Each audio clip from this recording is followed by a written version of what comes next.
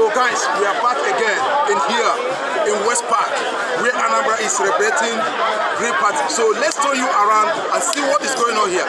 So come with me, guys. Let me see my homies. This is Nigga. Where is Nigga? So let's say hello to Nigga. Hello. So this Nigga can hold you, you know. So Nigga, tell them who you are and why you are here. You understand? You know? I'm the king of the youth. Yes, this is Nigga.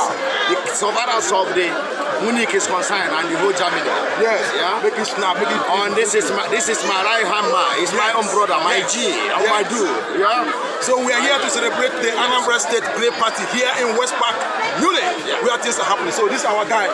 Guys, tell them who you are. Check your body, you know. So tell them who you are and why you are here. You understand? We're here just to celebrate. Yes, to join with our brothers. To support boy, you are better me. I don't know you are, man. Brother, you are making me feel I don't know you are. This is it. Okay. So my homie, thank you so much. So guys, let's move around again. If you want this side, you know, this place is a very big park. We are celebrating. You know what I mean? You can even see this are also white guys, you know, guys here in the West Park. You know what I mean? So how are you guys? Just give me a handshake. How you doing? Thank you so much. You understand? How you doing? Thank you so much. How you doing? Thank you so much. And if you see this side, these are Nigerians.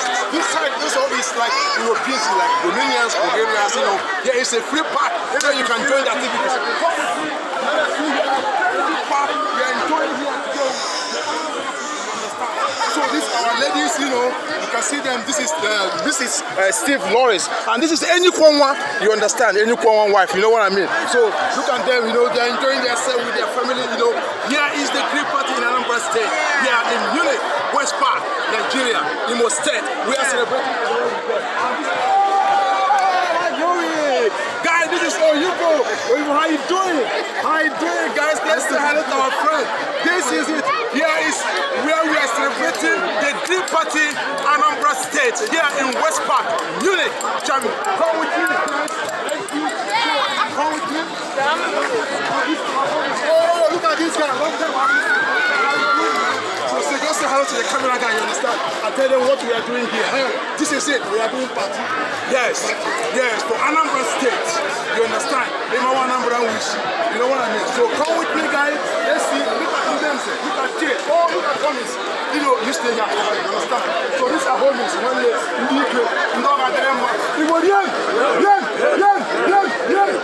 Let's go. This is it. Let's go this place. They are also doing something like oh, look at this, man. This is Jackson, the biggest. You understand? Bought by Anambra State in West Park here in Munich, Germany. This is it. This is it. So this is our homies. How you doing? Thank you so much. Here. Africa. Look at them. Look at them. Look at them. Oh my God, my homies. You understand? Guys, we are here to celebrate Anambra State party here in West Park, Munich, one of the most powerful cities in the world, Germany. Now we still there alive.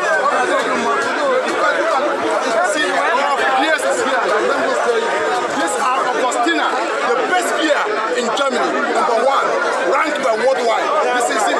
Anambra State is inviting us here. We're enjoying ourselves. One regular here. I love this advert. From inside, you understand?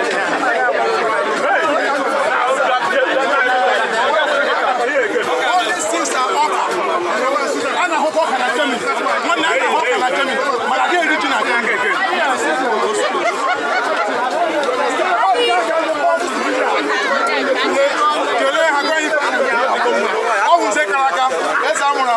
you are highly welcome, bros. Tell them who you are. Explain it. Look at them.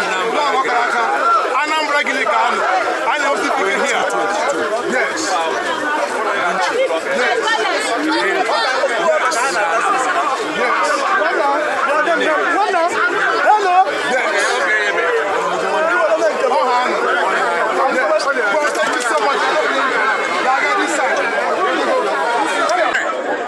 So much.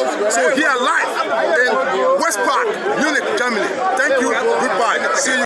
One year here Tuma, one who state. Anna Baby. Even on a pitching go make a like Tuma Pomo Kalumigo. We want here Green Party in Anambra State. On Anambra brand here. I know here, never me pick at me for the Anambra State. I put Anambra Wishi Agana Nigeria, Anambra Wishi. So we respect the constitution of Anambra State. Chuma, Kuku Kampano, yes, yes. Thank you, my friend. Yes. So when the cap on the one you go,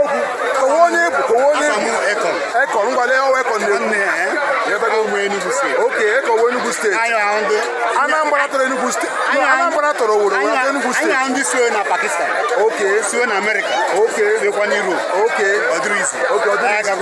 Okay, this is it. That is Echo. Yeah. Echo to be here. I don't get mad. Tony, that will also in here. One other state. Also in Canada. There. When I need to open here because okay now for like this, the way to eat it. Cool down, put up. Anambra Party.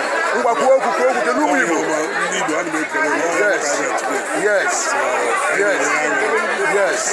This is it. We want to know that again, man. You can when the guy put on more, now we are here alive. Like a little movie. This is it. All the Anambra State in here. No man. Anambra State is an invite. You understand? So you here standing. You have to go in here standing. You have to go. The former guy from Tanzania. You understand? You have to go. So Tony, it's the room we go. Why you feel the media? Why you feel the media? Yes. You have to go. Exactly. When I'm not going to agree, the guy hours. You have to go. Hey, I'm not going to speak. You have to go. So guys, let me ask my ticket, anything over the on here. So this is it. Kaina Agano. Anambra State. Only here with the oldest burger. Those international. The those international. Those Nagaga 80. Yes. Those why you feel a here? Yes. All work and no play. Yes. Yes. Thank you so much. You know? This is it. The wise man. Only here with the wise man. Only here with the wise man. Stroke Anambra State. Wise man, who will we find him here?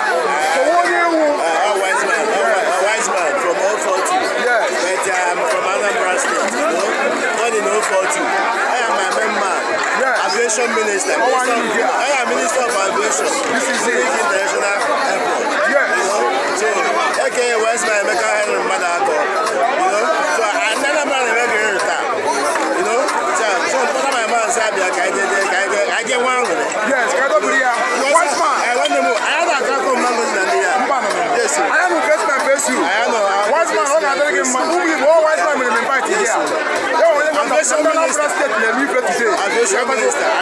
I'm here to represent Owerri people. So wise man, what are they giving me? Hey, the group of companies.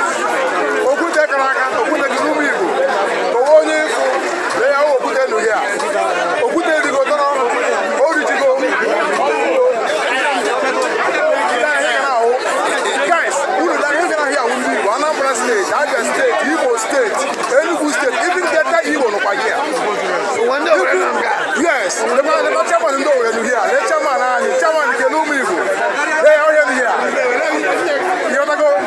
In a life for now. So chairman can only go. When we only the whole world is watching you. Okay. Yes, chairman they can do the chairman not going to give him. So we're representing all Igbo states for wedding. Chairman, so this is it. Only here soaking my mouth. So the delivery without getting. This is Soaking International, one of the oldest burger in Germany, Munich. Soaking. So the okay. This is it. So when we go, so This is it. We'll be back. You understand? All just can you brief and can you find them here? Anambra State is doing their great today. So I know here kind of here. This is it. Like and subscribe. 1 minute later. Goodbye.